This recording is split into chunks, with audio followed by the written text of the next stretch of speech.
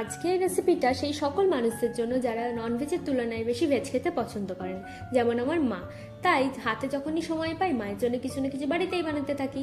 যেমন আজ বানাবো, বাই দ্য ওয়ে, আমি আপনাদের Trisha and welcome to my channel Trisha's tasty ট্রিটে। আর আজ আমি বানাচ্ছি ভেজ পিৎজা। তো চলুন শুরু করা যাক। ভেজ পিৎজা বানানোর জন্য প্রথমে আমি এখানে একটা হোমমেড পিৎজা বেস নিয়ে নিয়েছি, আর এর মধ্যে 2 চামচ মতো হোমমেড পিৎজা সস দিয়ে দেবো। বারবার হোমমেড বলছি কারণ এই পিৎজা বেস আর পিৎজা সস দুটোই কিন্তু আমার বাড়িতে বানানো। আপনারাও যদি ঘরোয়া উপকরণ দিয়ে খুব সহজেই পিৎজা বেস আর পিৎজা সস বাড়িতে বানাতে চান, তাহলে এই ভিডিওটির ডেসক্রিপশন বক্সে আমি দুটো ভিডিওরই লিঙ্ক দিয়ে দেবো, আপনারা গিয়ে চেক করে নেবেন।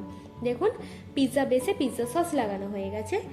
এবার আমি এর মধ্যে চিজ দিয়ে দিচ্ছি। আচ্ছা, আমি কিন্তু এখানে মজারেলা চিজের ব্যবহার করেছি, আপনারা কিন্তু আপনাদের পছন্দ মতো চিজের ব্যবহার করতে পারেন। আর আপনার পিৎজা আপনার যত ইচ্ছা চিজ দেবেন। এরপর আমি এর মধ্যে দেবো টুকরো টুকরো করে কেটে নেওয়া ইয়েলো বেল পেপার দিয়ে দিচ্ছি। এবার দেবো টুকরো টুকরো করে কেটে নেওয়া রেড বেল পেপার। এবার দেবো টুকরো টুকরো করে কেটে নেওয়া গ্রিন বেল পেপার। এবার আমি টুকরো টুকরো করে কেটে নেওয়া পেঁয়াজ দিয়ে দেবো।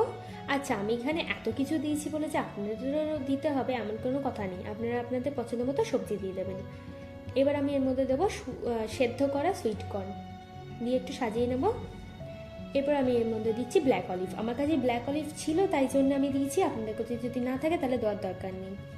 এবার আমি এর মধ্যে আবার একটু মজারেলা চিজের ব্যবহার করছি, এতে দেখতেও সুন্দর লাগে আর জিনিসটা খেতেও ভীষণ চিজি হয়।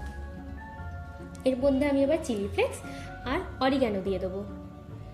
এবার একটা প্যানের মধ্যে খুব সাবধানে পিৎজাটাকে বসিয়ে দেবো। এবার বলে রাখি, আপনারা যদি গ্যাসে করেন তাহলে পিৎজাটা করতে হলে একটি কড়াইয়ের ওপর স্ট্যান্ড দিয়ে তার উপর পিৎজা প্যানটাকে বসিয়ে দিয়ে 5 মিনিট হাই ফ্লেম আর 10 মিনিট লো ফ্লেমে ঢাকনা দিয়ে পিৎজাটাকে কুক করে নেবেন।